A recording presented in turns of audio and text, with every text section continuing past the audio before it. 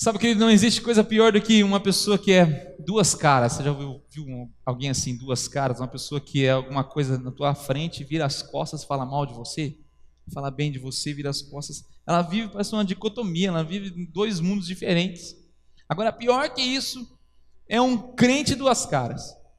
Ai, ai, ai, aquele crente que vive uma vida dentro da igreja, misericórdia, Jesus. Vive uma vida dentro da igreja e outra totalmente diferente lá fora. Uma pessoa que aqui glorifica a Deus e lá fora abaixa as mãos, nem menciona o nome de Jesus Cristo. É o famoso crente 007. Você já viu isso? O agente secreto de Deus. Você nunca deve ter visto, porque o agente secreto ele passa imperceptível a todos nós. Ninguém sabe que ele é cristão. Na verdade, nem ele mesmo. Às vezes ele até esquece que ele é cristão. Mas falando de tipo de crente 007, olha só o que eu achei aqui. Tem o crente piolho, aquele que anda pela cabeça dos outros. Esse é o crente piolho. Mas não acabou não. Tem o crente jacaré, tem uma boquinha, né? Fala pouco. Tem o crente carrinho de mão, gente. Tem que ser empurrado para ir para a igreja. Vamos, hoje tem igreja, vamos. Não tem uns assim também que você tem que passar na casa, avisar antes. Não, vamos, insistir. É o carrinho de mão. Tem o crente bully, de pouca fé. Você entendeu ou não?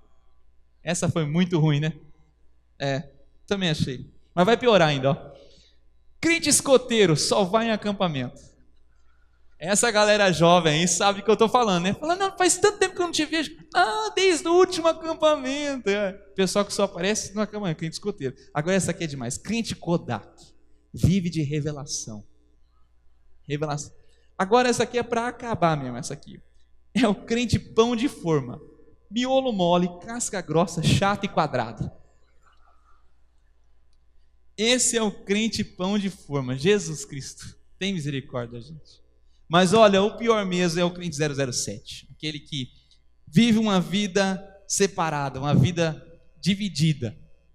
E a gente fala sobre isso quando a gente se refere a essa dicotomia da vida cristã, que muitas vezes a gente vive.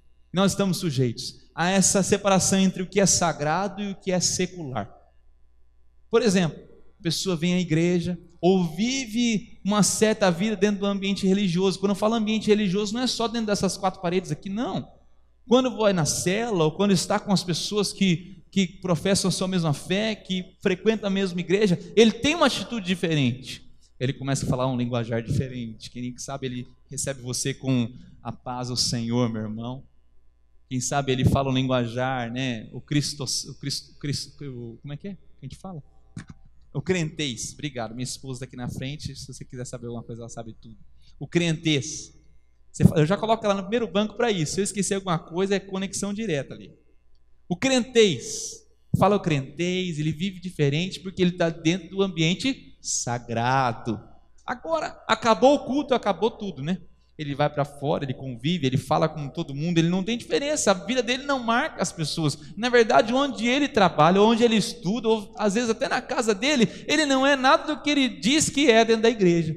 Na verdade, existem pessoas, famílias inteiras que pedem, olha pastor, você podia fazer culto todos os dias na igreja. Você fala, mas por quê? Porque daí meu marido ia ser santo, porque quando não tem culto, ele vai para casa, misericórdia, graça e luz, só Jesus na causa, porque o homem é diferente, ele chega em casa, ele trata a esposa diferente, ele trata os filhos diferente, porque ele começa a separar o que é sagrado do secular.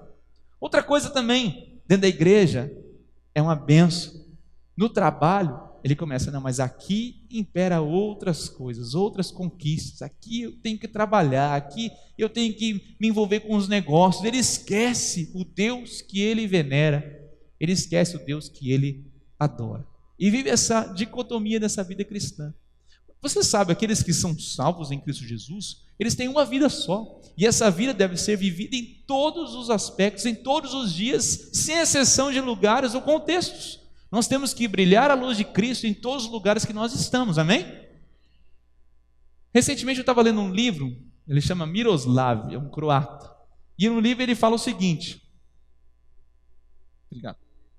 Ele fala que a sociedade está tão secularizada, que a sociedade é como se fosse dividida em várias pequenas esferas. O que ele quer dizer com isso? Que dentro da sociedade onde nós vivemos, existe a esfera dos negócios. E dentro dessa esfera, existe uma regra. umas regras que você precisa se encaixar para poder jogar esse jogo. Dentro da esfera da política, existem outras regras que você precisa se encaixar para jogar o jogo da política. E das instituições também, por exemplo. Eu quero dar um exemplo para você, exemplificando isso. Dentro dos negócios, o Deus dos negócios, nessa esfera da sociedade, chama-se lucro. Então, você tem que fazer de tudo para que o Deus dos negócios, o lucro, seja venerado. Ou seja, vale até passar por cima das pessoas, vale até sonegar os impostos, vale até colocar uma mentirinha ali, outra aqui, para você venerar o Deus dessa esfera dos negócios, da sua sociedade, que se chama lucro. Uma sociedade tão individualizada que nós temos, as pessoas não se importam mais com as outras para lucrarem mais. E nós, como cristãos, somos forçados a entrar nesse jogo. Somos forçados a venerar esse Deus que está dentro dessa esfera da nossa sociedade dos negócios. E deixamos a nossa bagagem cristã de lado para entrarmos num jogo que vai venerar o Deus chamado lucro. Ou quem sabe, por exemplo, nas instituições, quem sabe você é aluno de uma universidade. E lá eles falam o seguinte: olha, tudo bem você ir aos domingos na sua igreja, tudo bem você venerar o seu Deus, tudo bem você ter sua vida cristã, mas seja privada, que a sua vida cristã seja privada. Use isso para a sua casa, use isso na sua família, use isso no seu tempo vago, porque aqui dentro dessa instituição secularizada, dentro dessa esfera, não há lugar para a sua fé. E nós vamos levando isso, os alunos cristãos vão levando a sua fé num ambiente onde a angústia toma conta do seu coração, porque ele não consegue colocar sua fé em prática, e ele é forçado, dentro dessa esfera, a viver uma vida separada, deixar as suas convicções cristãs dentro da sua bolsa de sala de aula, bem lá no fundo, quietinho, porque ela não pode sair, não pode ser trazido esse fato à mesa de discussão. A sua fé não pode fazer diferença nesses locais. E você é pressionado, porque essa sociedade resiste a uma ideia de um único Deus, que molda e determina toda a nossa vida, querido. É impossível para nós que veneramos um Deus todo-poderoso, o único e verdadeiro Deus, que mandou Jesus Cristo na cruz para morrer por mim e por você, não levarmos esse Deus para todas as esferas em que vivemos da sociedade, seja na nossa família, seja onde trabalhamos, onde estudamos, com as pessoas que convivemos. Mas, de tão forçados que nós estamos, os cristãos estão caindo nessa armadilha, e quando entram nessas instituições, nessas esferas, se calam, se silenciam, entram no jogo deles, e vivem realmente o que eles mais querem, essa dicotomia, essa divisão entre o que é sagrado e o que é secular. Agora, o que a Bíblia fala disso para nós? Onde que a Bíblia fala sobre isso para os nossos corações? Eu quero convidar você a abrir em Mateus, no Evangelho de Mateus, no capítulo 5. Mateus, capítulo 5. Nós vamos ler alguns versículos, versículo 13 ao versículo 16. Mateus 5, a partir do versículo 13. A palavra do Senhor diz: vós sois o sal da terra. Ora, se o sal vier a ser insípido, como lhe restaurar o sabor? Para nada mais presta, senão para lançado fora, ser pisado pelos homens. Vós sois a luz do mundo.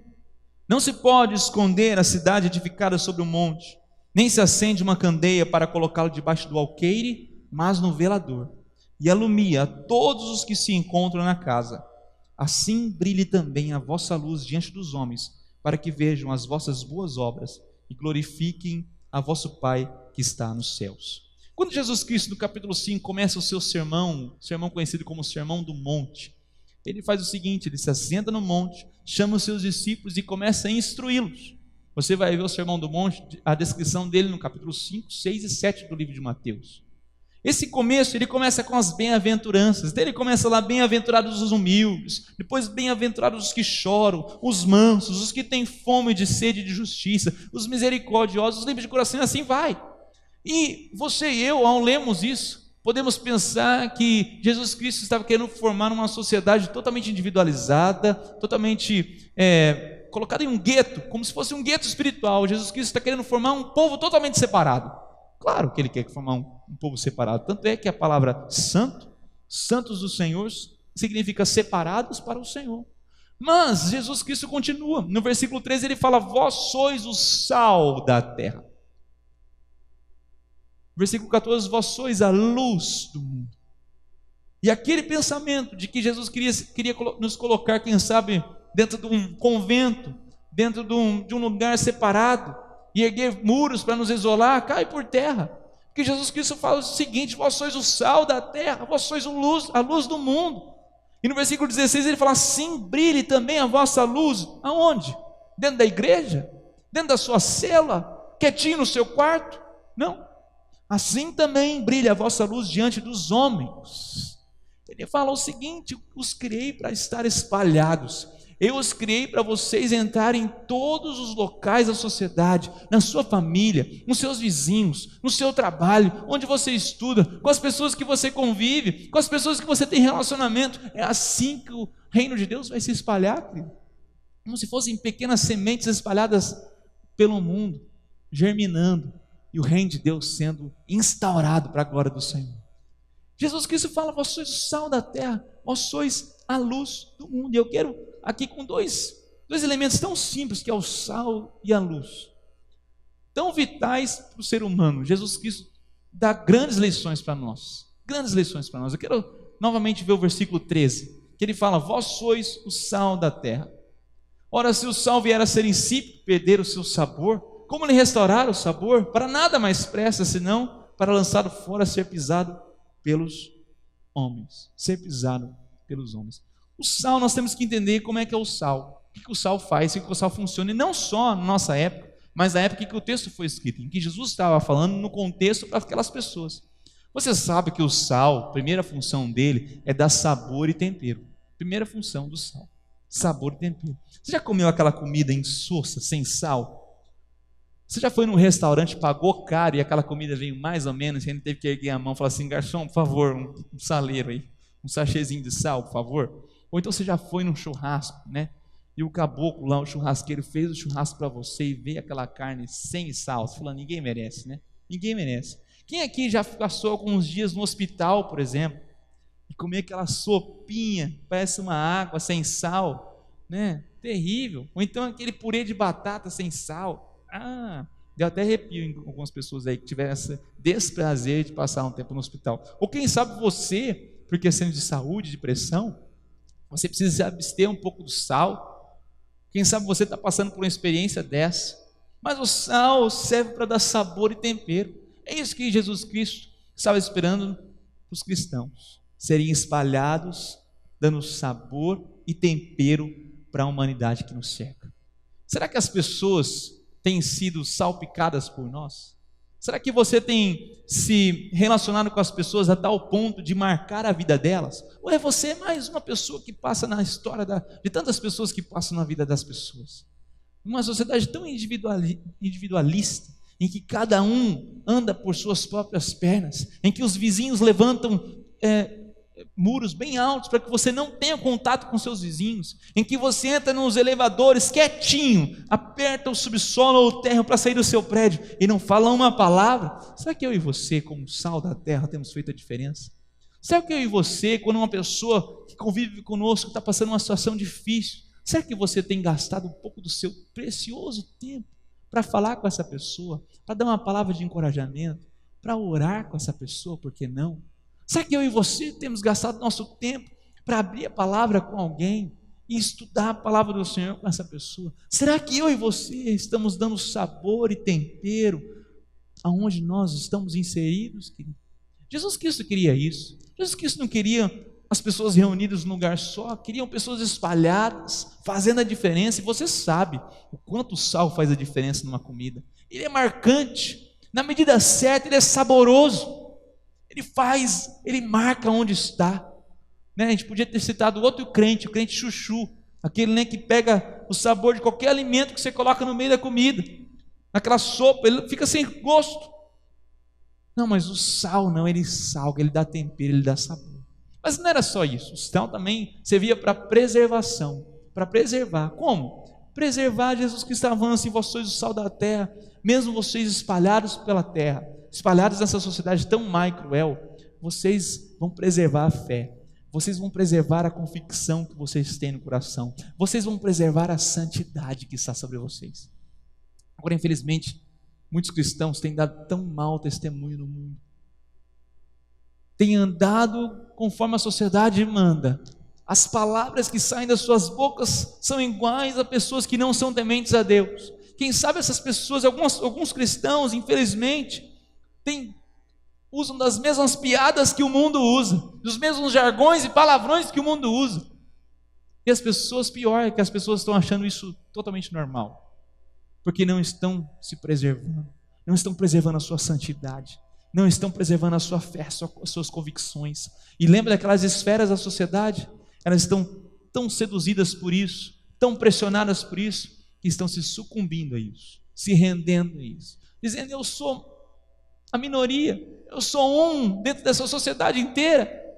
Mas lembra de uma história famosa dos amigos de Daniel, que não se curvaram ao estátua, quando falaram assim: vai tocar essa música e todos vão se curvar. Aqueles 3 amigos de Daniel não se curvaram. O que aconteceu com eles? Deus glorificou eles, foram tomados no céu e foram arrebatados? Não. O rei falou assim: vocês não vão se curvar? Acende a fornalha 7 vezes mais, porque quem não se curvar vai ser jogado na fornalha de fogo. Acenderam 7 vezes mais. Eles falaram assim: isso não vai mudar a nossa convicção. Nós somos a minoria, todo mundo se curvou, mas isso não vai mudar a minha convicção, porque eu sou o sal da terra. O que acontece? Eles são jogados na fornalha. Até mesmo os homens, os soldados que os jogaram, foram queimados, diz o texto. Mas quando aquele rei foi ver aqueles 3 homens dentro da fornalha, ele viu um quarto, semelhança de filho de Deus. Era o próprio Senhor Jesus Cristo passeando com eles. E diz o texto que eles saíram daquela fornalha que nem cheiro de fumaça tinha na roupa deles, nem um fio de cabelo se queimou. Nem um fio de cabelo se queimou, porque eles entenderam que eles eram sal da terra. Eles tinham que fazer diferença, mesmo quando estamos em minoria. Agora não, quando estamos em minoria, nós somos pressionados e sucumbimos. Quem sabe você, jovem, é a minoria na sua sala, e as pessoas falam: você precisa experimentar essa nova droga, e você olha, está todo mundo experimentando, todo mundo te pressionando: vai lá, você tem que experimentar, não faz mal para ninguém. Mas no teu coração está dividido, você sabe que isso é errado. O mundo precisa de pessoas que provam que fazendo diferente, glorificando a Deus, nós podemos ser felizes também. Nós podemos ser felizes também. Eu não preciso de um cigarro, eu não preciso de uma bebida, eu não preciso de uma noitada para ser feliz. Eu posso ser feliz com Jesus Cristo. Eu posso ser feliz com Jesus Cristo porque eu estava entendendo que eu sou sal da terra. Outra característica muito importante do sal: ele gera sede. Todo mundo que come uma comida muito salgada sente sede. É como se Jesus Cristo estivesse falando: olha, vocês são sal da terra, vocês são responsáveis por gerar sede nessa humanidade, no coração das pessoas que te cercam. Será que as pessoas que nos cercam têm tido sede de Jesus Cristo? Jesus Cristo disse: eu sou, quem tem sede, vem a mim e beba. Quem tem sede, vem a mim e beba, Jesus Cristo falou. Será que eu e você temos gerado sede nas pessoas? As pessoas que nos convivem conosco falam: eu quero esse Deus que você vive, eu quero esse Deus que você está proferindo, eu quero esse Deus que você fala que é tão maravilhoso. Você enfrenta uma situação igual à minha, uma situação semelhante à minha, ou às vezes até pior que a minha, mas a sua reação é diferente. Como é que você consegue isso? Como é que você consegue ter felicidade em meio a essa tribulação toda que nós vivemos? Você vai testemunhar: porque eu tenho Deus no coração, esse Deus me deixa inabalável, eu entendi que eu sou dele e ele é meu, e um dia eu estarei presente na face dele eternamente, adorando e glorificando a Deus. Eu tenho que gerar sede no coração das pessoas por Jesus Cristo. As pessoas têm que começar a ver em nós diferença, ver em nós pessoas diferentes. Tem uma pessoa que está aqui nesse salão, eu não vou citar o nome dela, mas eu vou contar um pouquinho da experiência dela sem contar detalhes. Mas é uma pessoa que está enfrentando um problema grande, um problema de saúde muito grande, câncer. E essa pessoa foi uma das pessoas que Jesus Cristo alcançou dentro da casa dela, e a casa dela começou a notar a diferença no seu procedimento, na sua fé, nas suas atitudes. E um dos membros da sua família falou o seguinte: olha, eu não sei o que está acontecendo com a minha filha. Mas uma coisa eu sei, eu quero conhecer o Deus que ela professa. Querido, isso são pessoas fazendo diferença. Mesmo em meio a uma enfermidade tão grave como o câncer, que às vezes poderia levar uma pessoa para uma depressão profunda, mas ela salta de alegria e fala assim: apesar do que eu estou enfrentando, meu Deus é maior, meu Deus é maior, gerando sede no coração das pessoas. Agora a pergunta para mim e para você é a seguinte: se somos o sal da terra, por que permanecemos reunidos no saleiro? Se somos o sal da terra, por que permanecemos reunidos no saleiro? Todos reunidos aqui. Vivemos o cristianismo quando estamos juntos. Glorificamos a Deus só quando estamos juntos. Fazemos a diferença na vida de pessoas que deviam fazer a diferença na vida das outras. Fazemos diferença na vida das pessoas que não precisam ser diferentes mais. Pessoas que já foram impactadas pela graça do Senhor Jesus Cristo. Agora, a minha pergunta é: por que vivemos tão reunidos? Não estou pregando contra a comunhão entre os cristãos, não estou falando nada disso. Eu estou falando por que a igreja não faz diferença nas 4 cantos onde ela está espalhada. Imagina se esse grande saleiro que está reunido aqui nessa noite, e todos os pequenos saleiros reunidos nas igrejas no domingo à noite, espalhados pelo Brasil, se na segunda-feira, quando eles estão espalhados, quando Jesus Cristo pega o saleiro e salpica sobre a sociedade, imagina a diferença que poderíamos fazer se apenas uma semana, eu e você, todos, sem exceção, experimentássemos ser sal da terra verdadeiramente. Imagine só, querido, o impacto que nós não iríamos trazer na sociedade brasileira. Imagina só o que as pessoas iam falar: a igreja de Jesus Cristo acordou, alguma coisa está acontecendo, eles estão se importando, eles estão amando as pessoas, eles estão servindo como Jesus Cristo serviu, eles estão tendo compaixão como Jesus teve compaixão, que não era só um sentimento, mas era um sentimento seguido de ação. Essa igreja acordou, nós temos que sair desse saleiro, nós temos que invadir a sociedade com a fé e as convicções que nós temos, querido. Não há nada melhor que você possa proporcionar para alguém do que a sua fé em Jesus Cristo, do que a sua convicção de quem Deus é. Você já imaginou isso? Como nós damos presentes para os nossos melhores amigos, por exemplo? Você vai no shopping, você vai numa loja, escolhe um presente não pelo valor, mas às vezes pelo significado, algo realmente especial, e você vai lá e entrega para essa pessoa. Mas você já parou para pensar se você entregou o que você tem de maior valor mesmo? Será que para os seus melhores amigos você só tem dado presentes materiais? Só uma boa companhia? Ou você tem realmente falado assim: olha, eu quero te dar um presente dos presentes, eu quero te dar um presente que não tem valor no mundo que possa pagar, eu quero te dar Jesus Cristo, querido, eu quero te apresentar Jesus Cristo. Vós sois o sal da terra. Mas Jesus Cristo não para aí, ele vai além. No versículo 14 ele fala: vós sois a luz do mundo. E olha que ele fala: não se pode esconder a cidade edificada sobre o monte. Você já viu uma cidade edificada sobre o monte à noite? Você vê as luzes. Aqui na cidade de Londrina, se você subir a um prédio alto, você vai ver à noite as cidades que nos rodeiam. Você vai ver, essa cidade não se esconde, ela é edificada sobre o monte, não se esconde.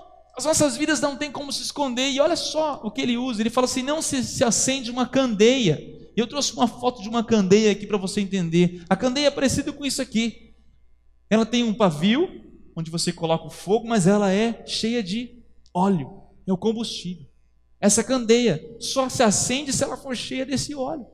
Vós sois a luz do mundo. Mas Jesus Cristo está falando: ó, vocês precisam estar em contato comigo, eu encho a vida de vocês para que vocês possam iluminar o mundo. É como se fosse o sol e a lua. Você sabe disso, a lua não tem luz própria, a lua reflete a luz do sol. E quando você vê uma grande lua, uma lua cheia, aquela noite de enluarada, bonita, que você parece que é dia, você consegue ver tudo, você fala assim: nossa, que lua bonita. Mas você já imaginou o sol irradiando sobre a vida, sobre a face da lua e refletindo sobre você? É assim que as pessoas têm que nos ver. Que pessoa maravilhosa que você é porque Jesus Cristo me faz assim. Que pessoa estável, forte, corajosa que você é porque Jesus Cristo faz isso comigo. Você já teve aqueles relógios antigos? Às vezes alguns relógios mais novos têm, que os ponteiros você vê no escuro, você consegue enxergá-los no escuro. Já teve um relógio desse? Ou então um adesivo, alguma coisa assim. Mas para eles iluminar durante a noite, o que eles precisam? Eles precisam estar em contato com a luz. E quando se apaga a luz, então você consegue ver os ponteiros. É assim que funciona. Ele tem que estar em contato com luz, ser abastecido, banhado por essa luz. Aí sim, na escuridão ele consegue brilhar. É assim com a gente. É assim conosco. Agora, como é que queremos brilhar no mundo então dessas trevas, se nós não estamos em contato com a luz do mundo? Com a luz do mundo. Jesus Cristo disse: eu sou a luz do mundo. Quem anda comigo não anda mais em trevas, mas tem essa luz dentro dele, que irradia para as pessoas. E ele continua no versículo: nem se acende uma candeia para colocá-la debaixo do alqueire. É como se acendesse essa candeia, colocasse ela no chão e colocasse um balde em cima. Para que função? Ela não vai iluminar nada. Está na hora de a gente tirar esse alqueire, está na hora de a gente tirar esse balde, querido. Mas olha só onde se coloca. Mas se coloca no velador. É como se fosse atualmente as arandelas que ficam penduradas nas paredes. Elas têm um lugar estratégico para iluminar. Antigamente era assim. Eles tinham aquela candeia. Eles acendiam aquela candeia e colocavam num lugar estratégico dentro da casa. Num lugar que pudesse o quê? Iluminar todos os que se encontravam na casa. Colocava um lugar estratégico aquela candeia para que trouxesse luz para todo aquele ambiente. Nós somos assim, pessoas colocadas de forma estratégica na sociedade, para que possamos refletir a luz de Jesus Cristo na vida das pessoas. Um exemplo disso, o texto de 2 Reis, capítulo 5, você não precisa abrir, fala sobre a história de Naamã. Naamã era o comandante do exército da Síria. Ele era um homem de muito conceito na Síria. Ele era um herói de guerra, diz o texto, herói de guerra. Mas, diz o texto, que ele era leproso. Provavelmente Naamã escondia a sua lepra debaixo de toda a sua armadura, toda a sua roupa. Mas dentro da sua casa ele não conseguia esconder, ele tinha que tirar a sua roupa.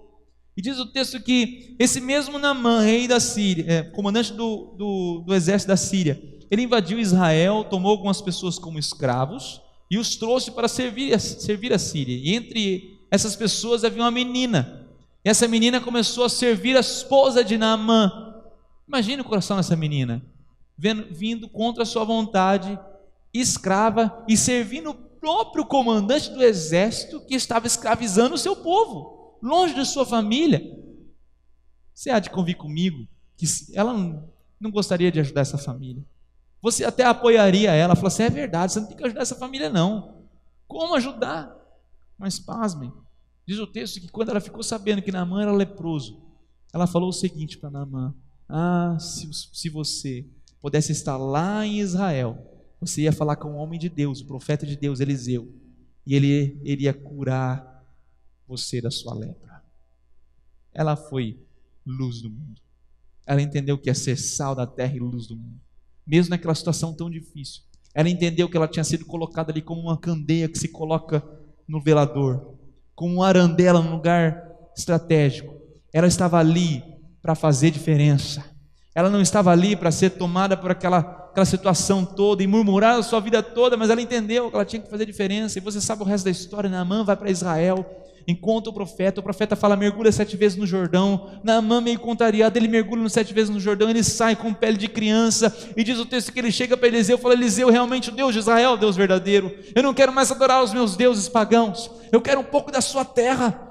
Eu quero um pouco da sua terra, Eliseu, deixa eu levar um pouco da sua terra, porque eles entendiam que Deus estava preso num lugar. Mas enfim, ele pega um pouco da terra e leva para a Síria, para adorar o Deus de Israel, um Deus verdadeiro, único. E aquela menina escrava, que um dia tinha sido usada por Deus como sal da terra e luz do mundo naquela casa, agora faz parte de uma família que adora o Deus de Israel, o Deus de seus pais. E Deus inverteu toda aquela história naquela casa por causa daquela menina escrava. Nós muitas vezes esquecemos dessa personagem tão importante, que não é nem citado o nome dela, mas ela entendeu que é ser uma candeia posta num velador, que ser uma candeia posta num lugar estratégico. Querido, onde você está? Qual a lição que nós tiramos disso? Onde você está? Quem sabe está na hora de você parar de murmurar. Pô, esse meu emprego, esse lugar que eu não aguento mais isso. Quem sabe está no lugar de você, está na hora de você parar de murmurar e começar a ser sal da terra e luz do mundo.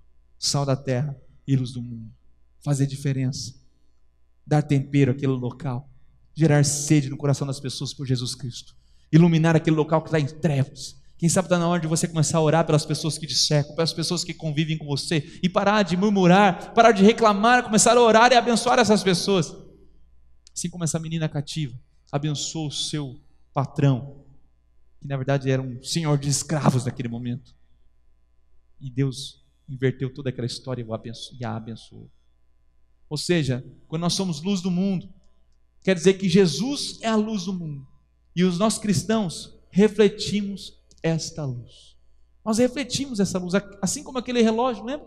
Que tinha que estar banhado pela luz, para nós, na hora da escuridão, você conseguir enxergar os ponteiros. É assim conosco. Nós temos que estar sempre em contato com Jesus Cristo. Como? Através da leitura da palavra, através da oração. Não há atalho, querido. Não há atalho. Às vezes as pessoas, pastor, não tem um outro jeito, não tem uma outra forma. Não tem. É ler a Bíblia e orar. Leia a Bíblia e ore.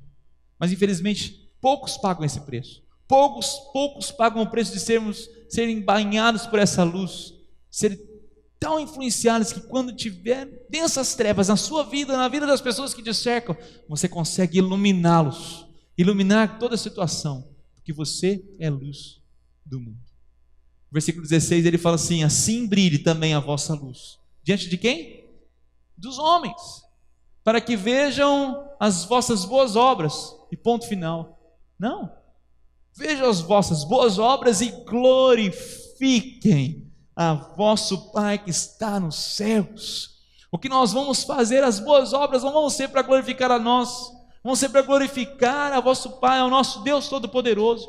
Assim brilha a nossa luz, que nós somos sal da terra, nós somos a luz do mundo. Agora, mais uma pergunta para você: se somos a luz do mundo, por que vivemos em tão densas trevas? Por que vivemos em tão densas trevas? Porque a sociedade clama por pessoas que façam diferença. O mundo clama por pessoas que se levantem e tenham um discurso diferente, por pessoas que amem mesmo, não pessoas que pregam uma religião que se você não aceitar o meu Deus eu te mato, papá. Não. Pessoas que amem, independentemente da religião que professam. Pessoas que amam os pecadores, independente do pecado que eles estejam fazendo. Pessoas que se importam com os outros. É disso que o Evangelho, a igreja precisa. Pessoas assim, sal da terra e luz do mundo. Sal da terra e luz do mundo. Se a igreja é a luz do mundo, vamos juntos então ligar o interruptor. Vamos juntos fazer a diferença. Recentemente eu tive contato com um autor chamado Shane. E ele escreveu um livro que poderia ser traduzido como Revolução Irresistível. Esse jovem, ele tentou procurar fazer diferença no mundo. E ele faz uma viagem para a Índia, em Calcutá, na Índia. E lá ele encontra Madre Teresa de Calcutá. E ele passa um tempo com essa mulher. Você sabe, Madre Teresa de Calcutá, ela teve uma grande influência na Índia. Nessa cidade de Calcutá, ela alugou uma casa e ali funcionava como uma grande enfermaria, um grande hospital. Ela acolhia as pessoas. Você sabe que a Índia, ela tem debaixo dela essa maldição que eles falam que é a casta. São pessoas que, para o entendimento deles, são amaldiçoadas porque fizeram algo errado na vida passada, e se elas estão sendo amaldiçoadas com uma doença, com pobreza, é culpa do que elas fizeram no passado. Ou seja, são pessoas que são largadas nas sarjetas, literalmente nas sarjetas das ruas. Pessoas são largadas pelas suas famílias, doentes, que não têm mais nem força de mendigar, pessoas largadas nas ruas. Madre Teresa de Calcutá, com algumas mulheres, acolhiam essas pessoas, tratavam das suas feridas. E esse autor Shane falou que teve uma situação que Madre Teresa de Calcutá pegou um homem que estava jogado, abandonado. Seus dedos carcomidos pela lepra. Já não tinha mais orelha, o seu nariz estava caindo. Já não conseguia nem falar mais, mas aquele homem ainda estava vivo. Ela pegou aquele homem, junto com todas as mulheres, começou a tratar daquele homem. Passaram 2 dias, aquele homem veio a morrer. Ele não resistiu, ele morreu. Mas antes dele morrer, diz o autor, que aquele homem se curvou naquele leito, abraçou as pessoas que estavam cuidando dele e falou a seguinte expressão: namastê, namastê, e morreu. Namastê não tem tradução direta para o português, mas o que é lindo é o significado de namastê. Namastê poderia ser o seguinte: eu honro o Deus que habita em você. Eu glorifico o Deus que habita em você.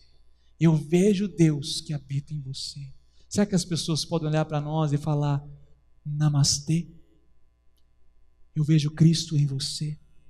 Será que as nossas atitudes são tão impactantes que as pessoas estão vendo Jesus Cristo sendo refletido em nossas vidas, ou nós somos só mais um na sociedade? Que eu fico imaginando quando a igreja entender que nós somos sal da terra e luz do mundo. Eu fico imaginando o poder que nós teremos. Eu fico imaginando pessoas ajudando outras. Eu fico imaginando a diferença que nós podemos fazer quando, por exemplo, quando um advogado se levantar e falar assim: eu vou atender uma pessoa que não tem condições de ser atendida, eu vou atender uma pessoa por mês. Eu fico imaginando quando um psicólogo fala assim: não, a minha clínica vai abrir para uma pessoa, eu vou fazer um tratamento para essa pessoa, que às vezes a igreja alcança, e que tem um problema que precisa ser tratado na minha clínica, eu não vou cobrar nada. Eu fico imaginando quando um dentista fala assim: eu vou fazer o tratamento de dentário de uma pessoa que não tem condições. Eu fico imaginando uma empresa de construção que vai falar assim: eu vou reformar o telhado dessa casa, dessa pessoa humilde que não tem condições. Eu fico imaginando quando cada um de nós nos levantarmos realmente e fizermos diferença nas nossas atividades. E eu fico imaginando várias ideias aqui que a gente podia ter. Mas sabe o que a gente faz? A gente espera a igreja fazer alguma coisa. A gente espera a igreja fazer alguma coisa. Se a igreja não fizer, eu não estou envolvido em nada. Vivemos aquela vida do sagrado e do secular. Sagrado, a igreja fez alguma coisa, eu estou parte, eu faço parte, aleluia, glória a Deus por você que faz parte. Mas se eu e você formos esperar a instituição, a igreja fazer alguma coisa, para que eu e você sejamos sal da terra e luz do mundo, vai demorar muito para que todas as pessoas estejam engajadas aqui. Você não concorda comigo? Demorar muito. Mas eu fico imaginando essas pessoas sendo levantadas, eu fico imaginando você que trabalha com educação física, ir lá no Meprov fazer alguma coisa com eles, com aquelas pessoas que precisam, com aqueles jovens que precisam. Eu fico imaginando tantas ideias, tantos impactos que podemos ter, e as pessoas vão olhar para nós e falar: namastê, eu vejo Cristo em você, eu vejo Cristo em você. Está na hora da igreja parar de falar muito e agir mais. Eu louvo a Deus pelo quilo do amor, querido, que nós arrecadamos aqui todo mês, aproximadamente 5 toneladas. Mas pensa comigo aqui, querido, eu me coloco no seu lugar também. Todos nós aqui somos quase 5.000 pessoas. Se cada pessoa trouxer 1 quilo, nós já atingimos 5 toneladas. Mas infelizmente tem pessoas que não trazem nada, e tem pessoas que trazem muita coisa, glória a Deus, mas tem pessoas que não trazem nada, não colaboram com nada, estão indiferentes a tudo, questionando todas as coisas. Eu fico imaginando se todos nós nos levantarmos e falarmos: eu entendi, eu sou sal da terra, eu sou luz do mundo, eu vou fazer diferença, mesmo que seja numa pessoa, mesmo que seja 1 quilo de alimento, mesmo que seja uma pequena ação no dia a dia. Eu tenho certeza que as pessoas vão ver essa luz de Cristo brilhar sobre a minha vida, e eles vão fazer o quê? Vão glorificar o nosso Deus, e vão falar: namastê, eu vejo Cristo em você. Eu vejo Cristo em você. Vós sois o sal da terra. Vós sois o sal da terra e a luz do mundo. Vós sois a sal da terra e a luz do mundo. Nós somos o sal da terra e a luz do mundo, querido. Se você entende essa palavra, eu convido você a se colocar em pé nessa noite. Eu não vou fazer apelo nenhum aqui, porque eu gostaria de ver todo mundo aqui. Eu tenho certeza que você viria aqui na frente, porque todos nós precisamos disso. Entendemos mais a nossa função na sociedade, no mundo que nos cerca. vou pedir para você então fechar seus olhos e você vai ter o seu tempo com Deus nessa noite. Feche seus olhos, fala assim: Deus, me usa. Começa a falar com Deus. Deus, dá-me estratégias para brilhar nesse mundo. Aonde você trabalha, querido, pensa com as pessoas que você trabalha. Quais são as estratégias para você ser, quem sabe, um patrão diferente, um empregado diferente, uma pessoa mais agradável. Quem sabe alguém compartilhou uma situação tão difícil com você essa semana e você se aquietou, você falou assim: eu não vou me envolver com esse problema porque ele pode se tornar meu, mas é isso que Deus quer de nós. Pessoas que se identificam com as outras, pessoas que se importam, pessoas que são sal da terra e luz do mundo. Quem sabe você que está estudando numa universidade, você está quieto com seus amigos, você não tem testemunhado de Jesus Cristo, você é mais um no meio deles. Ainda dá tempo de mudar, ainda dá tempo de mudar, ainda dá tempo de ser diferente. Jesus Cristo olhou para aqueles discípulos e falou: vós sois o sal da terra, vós sois a luz do mundo. Jesus Cristo deu uma missão para cada um de nós. Fazemos a diferença. Fazemos a diferença. Pai, muito obrigado pela Tua palavra. Obrigado, Pai, porque realmente o Senhor é que nos capacita. É o Senhor que nos faz sermos diferentes, não pelo que temos ou que somos, mas pelo que o Senhor gera em nós, que vai atingir as pessoas, vai impactar as pessoas. Nessa noite nós pedimos que o Senhor esteja colocando essa verdade em cada um de nossos corações, e que o Teu nome seja glorificado nessa sociedade que tão densas trevas vive. Que possamos ser essa luz que glorifica o Teu nome. Nós oramos em nome de Jesus. Amém, amém, amém.